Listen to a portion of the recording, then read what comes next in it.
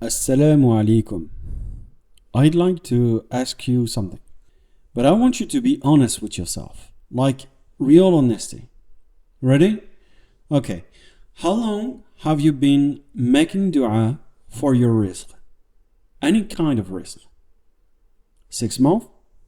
A year? 5 years? 10 years? How many times have you woken up for tahajjud, hands raised, asking Allah to change your situation? How many times have you done istighfar until your voice was too tired? How many times have you made dua with tears running down your face, begging Allah to answer you? And nothing changed. Or worse, things got harder. Like you're swimming upstream like a salmon until a bear almost catches you. And now you're sitting here wondering, does Allah even hear me? I know that feeling because I lived it for 8 years.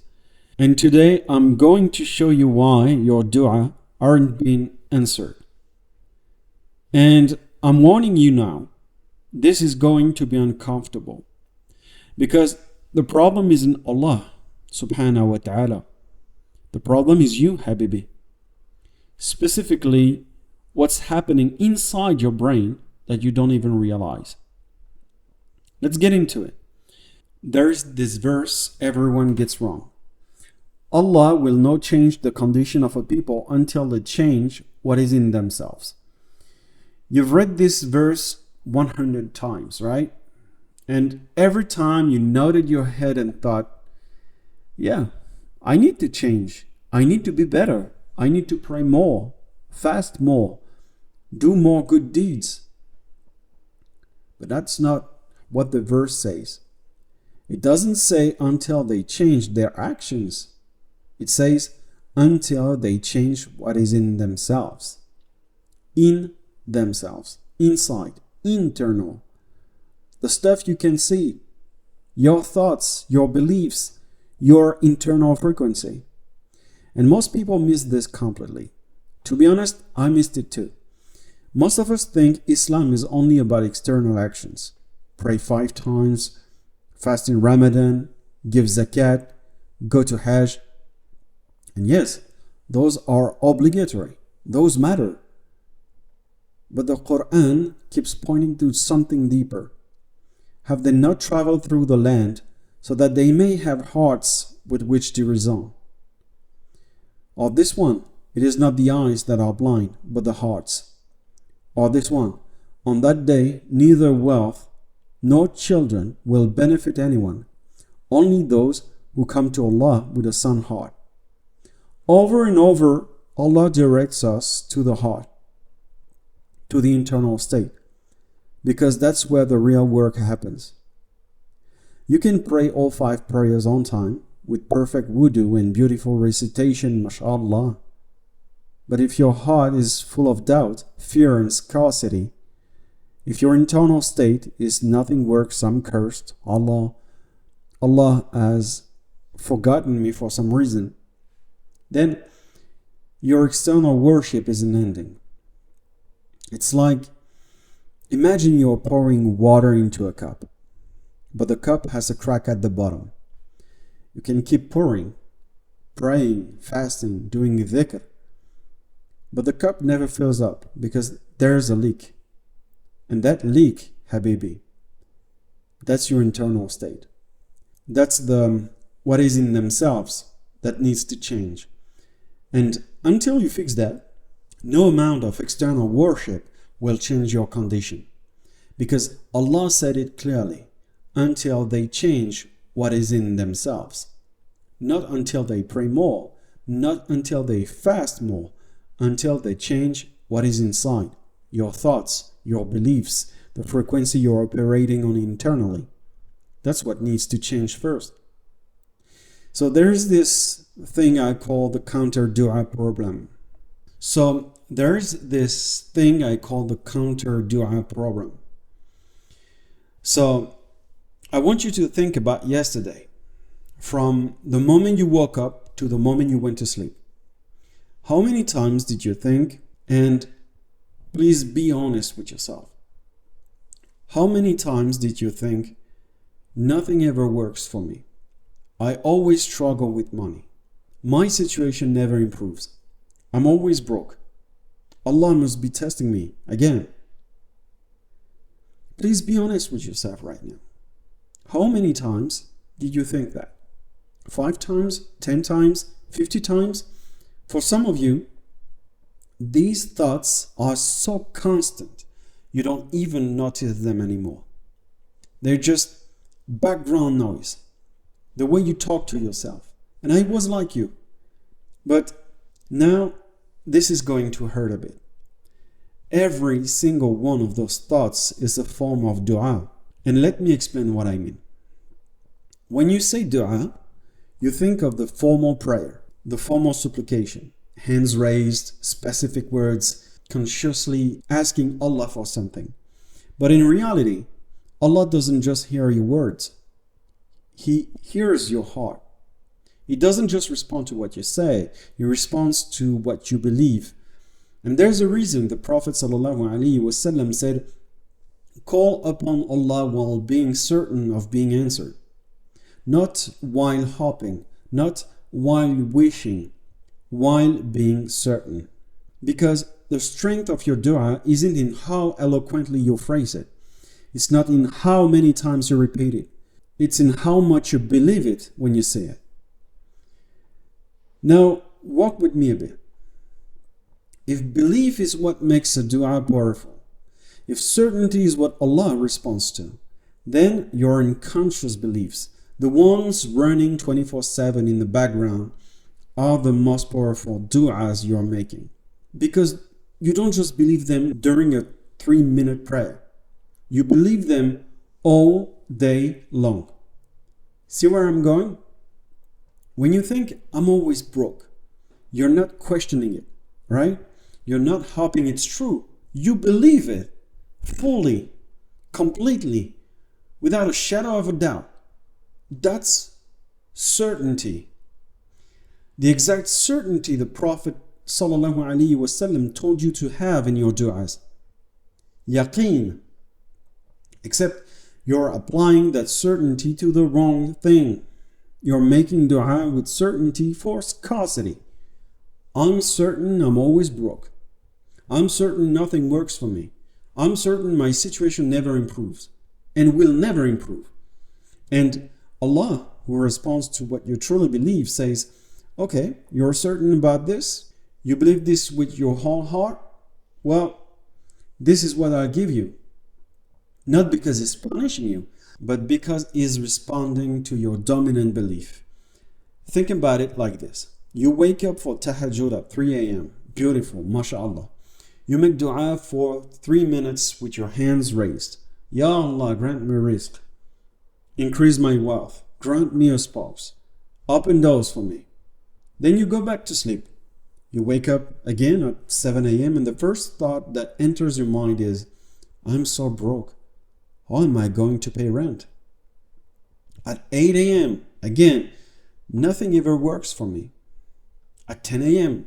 again, I'll always be single, living with a cat. At 12 p.m., why does everyone else succeed except me?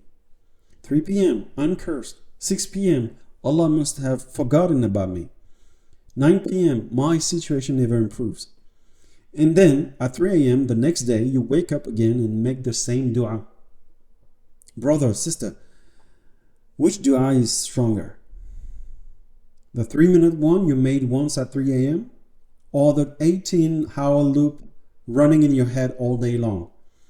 The one you said once with your tongue or the one you repeated 500 times with your heart?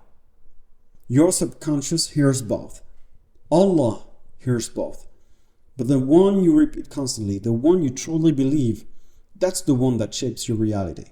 There's a hadith where Allah says, I'm as my 7 things of me. Read that again. I'm as my 7 things of me. Not as my 7 praise to me, as my 7 things of me. If you think Allah is withholding from you, He appears that way to you. If you think Allah has forgotten you, He appears that way to you.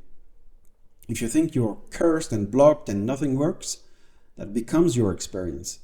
Not because it's true, but because your beliefs shape the lens through which you see reality. And if your lens is cracked, everything you look at appears broken, even when it's not. And here's what's wild about this. Your risk is already written. Not maybe, not if you pray hard enough, not if you're good enough, already written. Before you were born, Allah allocated your provision. And there is no creature on earth but that upon Allah is its provision. The money you're praying for, already allocated. The change you're begging for, already scheduled.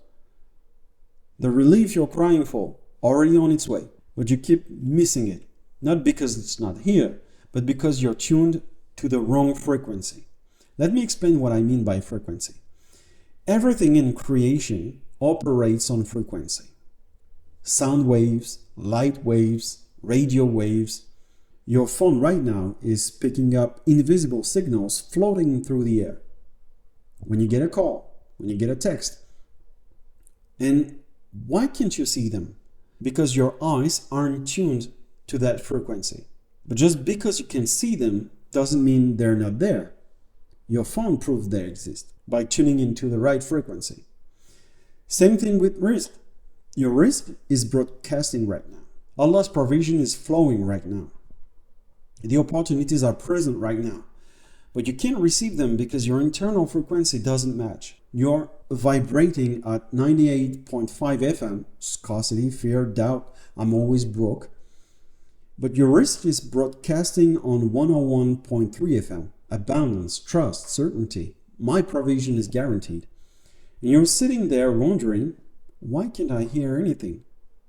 Habibi, you're just tuned to the wrong station. And this isn't metaphorical, by the way. The Quran talks about this constantly. But whoever turns away from my remembrance will have a restricted life. Restricted, constricted, narrow. That's what happens when your internal frequency is misaligned. Your life becomes restricted because your perception is restricted. Not because Allah is withholding. That's a big difference. Think about it. You can't see the opportunities. You can't recognize the doors. You can't receive the provision because your frequency, which is your dominant internal state, is blocking it. Allah responds to your dominant state, not your desperate moments. Your 3 minutes tahajjud prayer is beautiful. Don't stop doing it. But if you spend the other 23 hours and 57 minutes broadcasting fear, doubt, and scarcity, which frequency do you think is louder? Which signal is stronger? It's like trying to whisper over a loudspeaker. Your occasional conscious prayer is drowned out by your constant unconscious beliefs. And Allah responds to what's loudest. Not loudest in volume, loudest in certainty. What do you believe with absolute convictions? That's what gets answered. If your absolute conviction is, I'm always broke, then that's what manifests. Not because Allah wants you broke, but because you're broadcasting that frequency with certainty. And certainty is what Allah responds to. So let's get real for a second. Forget what you say you believe. Let's talk about what you actually believe. Because there's often a huge gap between the two. You say Allah is Al-Razaq, the provider.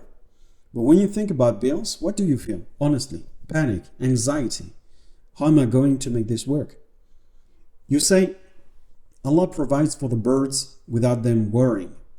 But when you think about your bank account, what do you think? I'm screwed. Nothing ever works for me.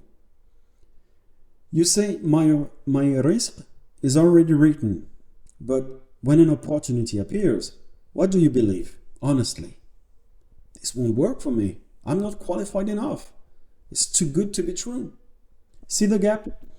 What you say you believe, theology, and what you actually believe, lived experience, are two different things. And Allah doesn't respond to your theology. He responds to your lived belief, what you actually think, what you actually feel, what you actually operate from day to day. So here's the real question you'll have to ask yourself tonight. When you think about your rizq, what do you actually believe about Allah subhanahu wa ta'ala? Do you believe He provides for the birds who don't plant, don't harvest, don't store, and He'll provide for me too? Or do you believe I have to fight for every penny because nothing comes easy? Do you believe my provision is guaranteed, I just have to do my part in trust, have tawakkul? Or do you believe I have to prove myself worthy first, and maybe then Allah will give?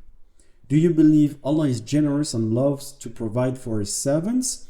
Or do you believe Allah is testing me by withholding and I just have to be patient?